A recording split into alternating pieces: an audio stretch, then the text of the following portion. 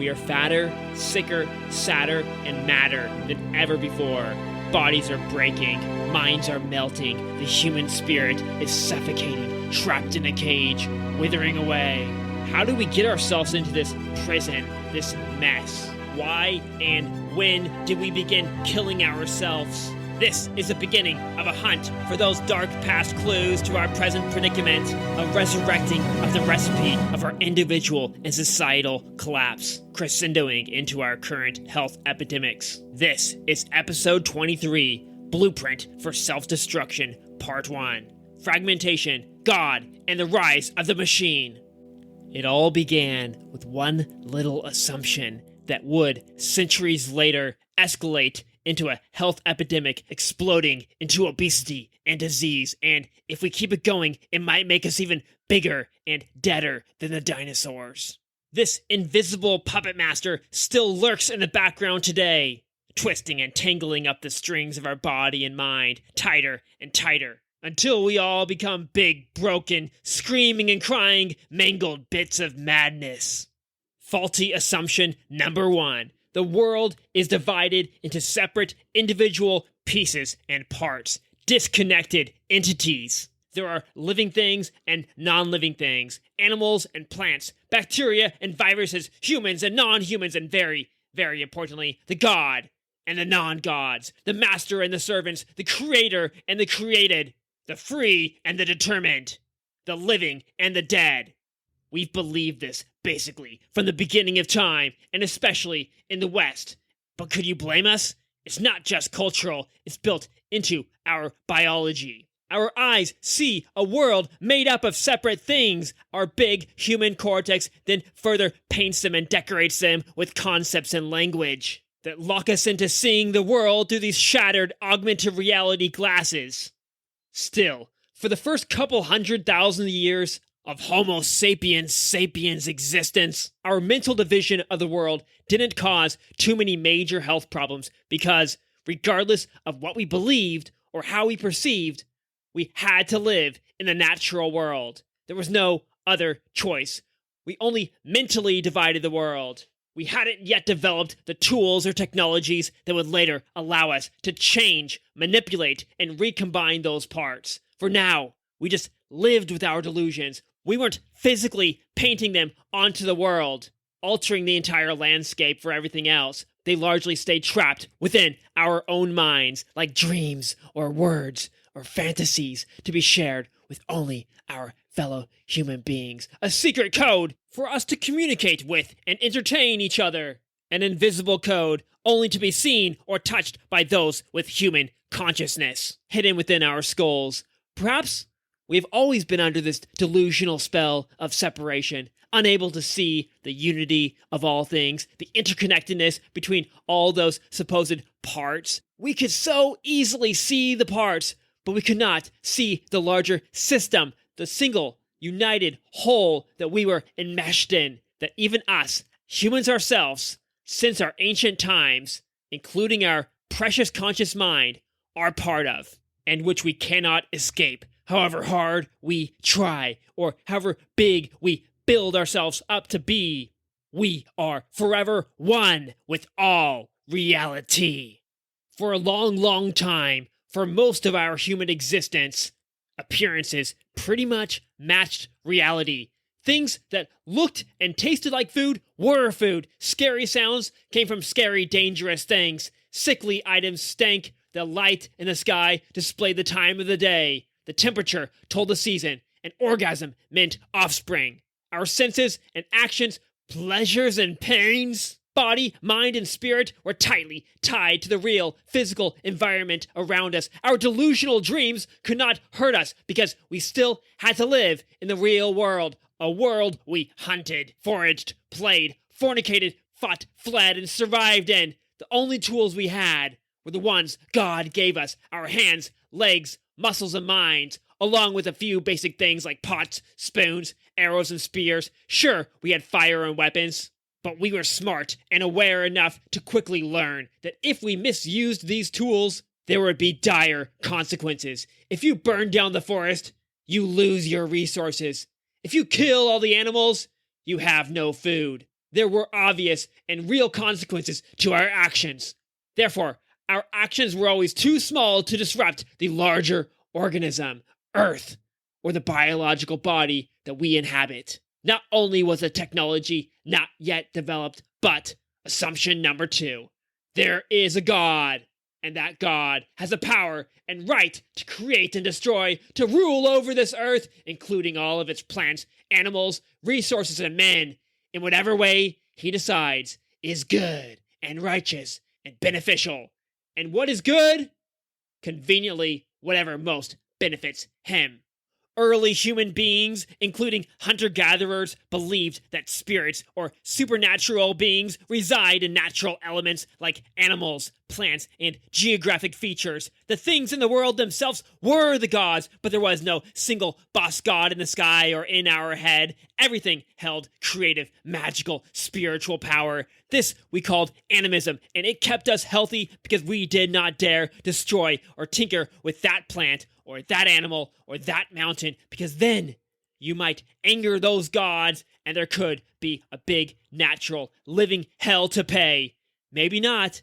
Maybe that mushroom god or goat goddess won't get pissed, but it's not worth taking the risk. So all these beautiful natural gods were able to keep living in harmony with one another. The system and its individual parts could stay healthy, or at least, if they died naturally from a weather or animal or bacterial attack, not from a man-made chemical, computer, or pill that could kill us all and end the whole game, or at least start it all over, with a lone few tiny survivors, probably not including us.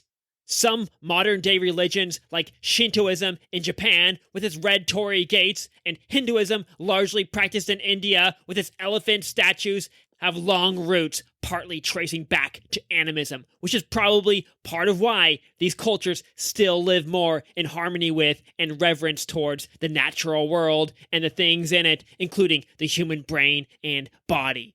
As human societies became larger and more complex, polytheistic religions emerged. There were still many gods, but not as many. Instead of inhabiting real, living, and non-living things, they became associated with only certain aspects of life. For example, in Greek mythology, there was Zeus, the king of the gods, Poseidon, the god of the sea, Athena, the goddess of wisdom and warfare, and Aphrodite, the goddess of love and beauty.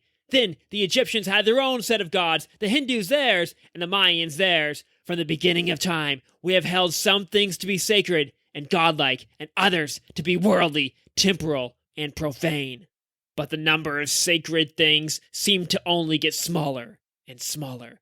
The world became more divided between the gods and the non-gods. Eventually, monotheism arose and ultimately swept the world. This marked the beginning of totalitarianism, a universe in which a single, all-powerful deity ruled over everything else, not in a, hey, we're all in this together kind of way, but more like, obey me, please me, serve me. There was one master and a whole lot of slaves. Judaism came near the beginning of this monotheistic wave, arising at around 2000 BC. Then came Christianity in the 1st century CE, and eventually Islam popped its head out of these same sands in the Middle East in the 600s. This god, this overlord, whatever name you want to give him, ruled over the West for many centuries. Technologies were meanwhile arising, civilizations rising and collapsing, but for the most part, we were still living in the real world. Food was food, summer was summer, the environment out there in the world and inside the human body was, for the most part, untampered with. Our clay huts and steel axes were not going to do much damage. Of course, that all soon would change, but first, we needed a new god, because this one just wasn't cutting it anymore. Why does he get to make all the rules? Why does he get to do all the creating? Why does everything go to him and not to me, not to us? A light switch flipped in our heads. We could become gods, and it didn't take too much stretch of the imagination, because we knew we had something special, magical, that everything else did not. That same magic lamp that gave us stories and songs around the ancient campfires. It made us feel all-knowing, all-powerful, And with the creation of a few technologies that eventually would come, we knew it could make us omnipresent, existing everywhere at the same time. Timeless, bodiless gods. Assumption number 3. The human mind is a god. The god that rules over the earth, that knows, or at least can learn everything, and that all other parts of this solar system are subservient to. We can create, manipulate, and change anything at will. And since our thinking, rational, conscious mind, our neocortex knows best, we know what we're doing, we know what's best for everything, or at least for ourselves, and we're not gonna mess up. Now that the old god is dead, or at least tied up, gagged in the back seat, we can finally get down to business. We can unleash our sacred magic, and there will be no consequences. We discover and create the rules and manipulate them to our own will. There is a new ethics, a new morality. What is good is what is good for this human god. What that god likes, what that god wants, and what is bad and what is evil are those things that do not benefit us human beings. This human god, the almighty mind. It must have been an acid trip when Copernicus flipped everything on its head in 1543. We must have been so lost, so confused, not knowing what to believe. So we began believing in our own rational thoughts, calculations, and mental powers. Copernicus put God on the cross, and we began twisting the nails. So the world was still divided, but now it was between the mind and the body, the mental world and the physical world, subject and object, experiences and things. Rene Descartes really hit this home about 100 years later, and people began tripling down on the mind. It was the AI or the Bitcoin of the day. Isaac Newton bought a lot of this Bitcoin, and with it, he came up with the laws of physics, apparent rules for how the universe and everything on Earth, plants, animals, the human body works. Of course, he would need later chemists and biologists to fill in all the fine details, but the basic rulebook was there. He had found it.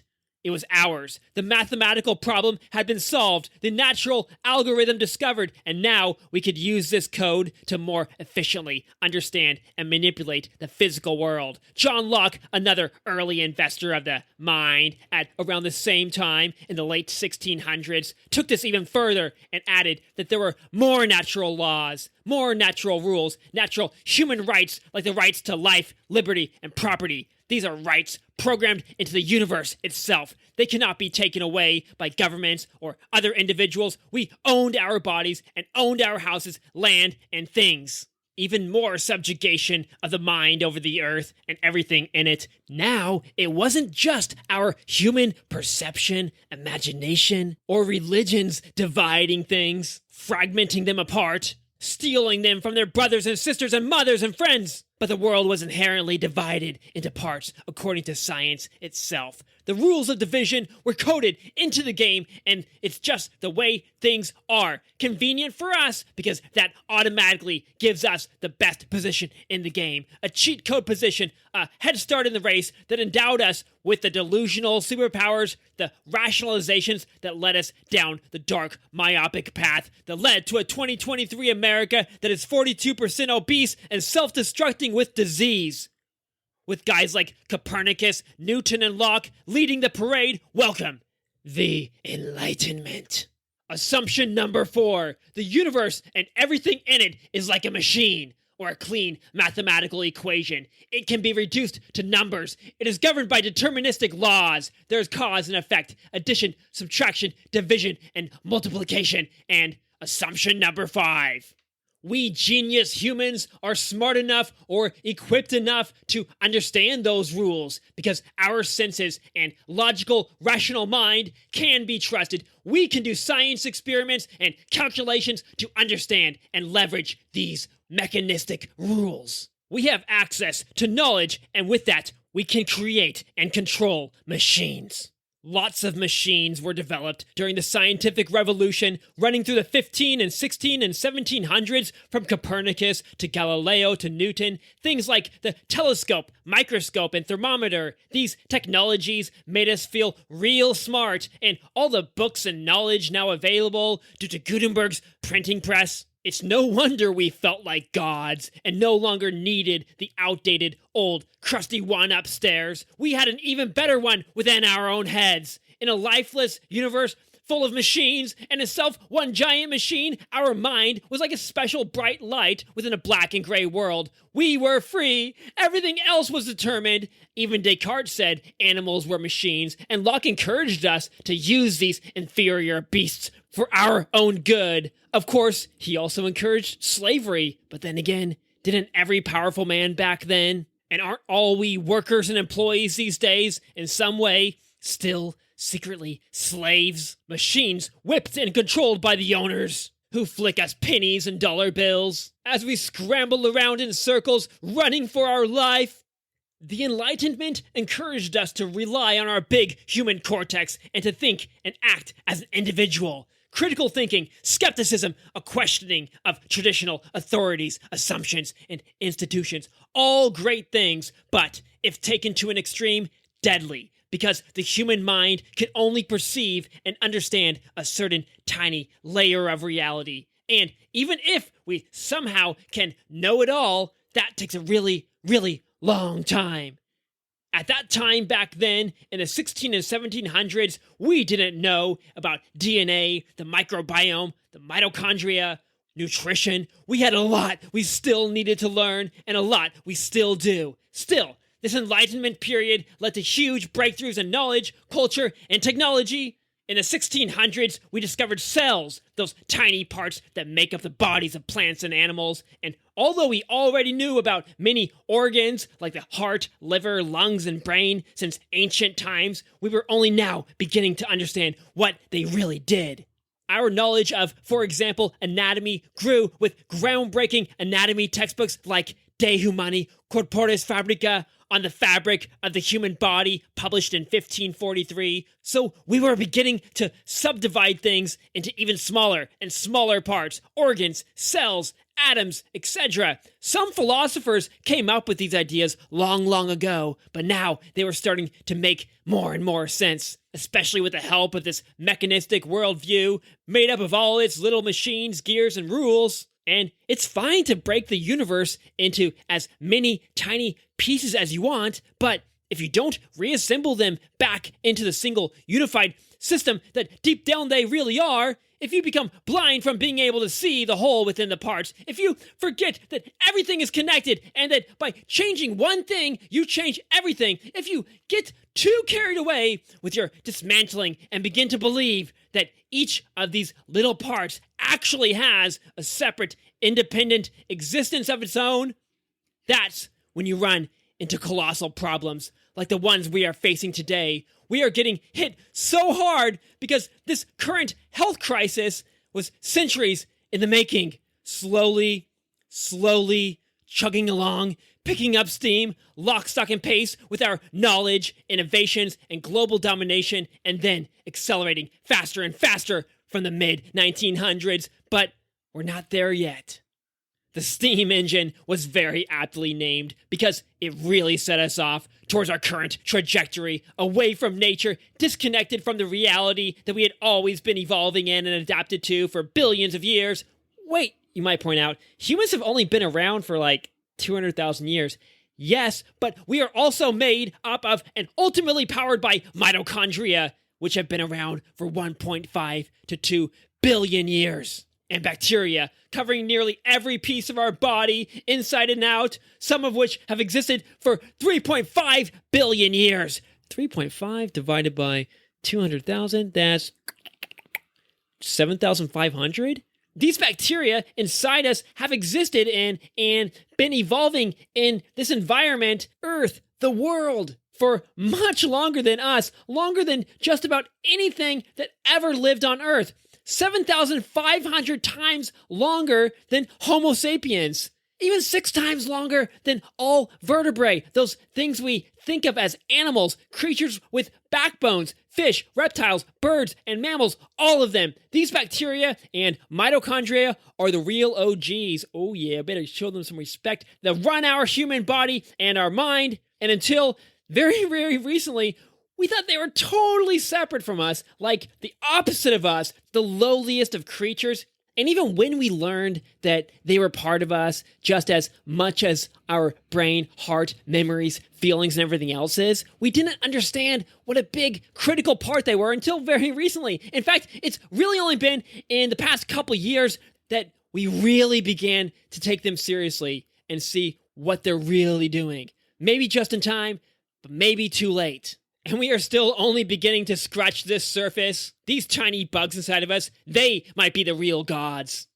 The steam engine allowed us to really hack reality, to move beyond our human limits. Yes, we already had agriculture, which allowed us to grow and store excess energy, but that energy, food, could only really be used to fuel our body and our animals. Perhaps it could keep us warm or power some junky, janky, pre-industrial machine, but that wouldn't be a very good use of this precious fuel. To keep warm, we needed wood. To move, we needed animals like camels and horses, or at least in order to move faster we did. To power machines, we needed muscles and hands. That all changed with a steam engine. Invented in around 1700, it gave us some sick upgrades over the following 60 to 70 years that marked the beginning of the Industrial Revolution, aka the march towards progress and death. Many technologies from this period made our lives way, way better in so many ways, but they also made us treat ourselves and the world more also like machines.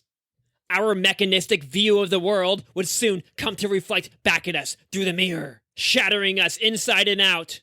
Assumption number 6. Man is a machine. Both God and a machine. His mind is a god, his body is a machine. And assumption number 7. Society is a machine. Comprised of big parts like countries and companies, and smaller gears like humans, animals, and the new man-made technologies.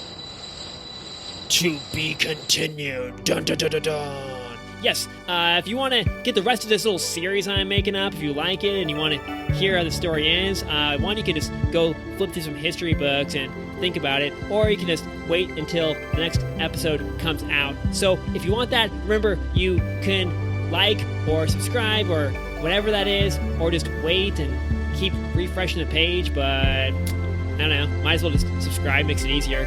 Don't get those stupid notifications on your phone though. That's just gonna stress you the hell out, make you more of a machine, programming you with all those little dings and bings and lings and rings. You don't want that, but do subscribe. I would appreciate it, and your mind will too, because you're gonna find out what's going to happen in a story that everybody already knows about, but I'm telling. Okay, thank you. See you next time.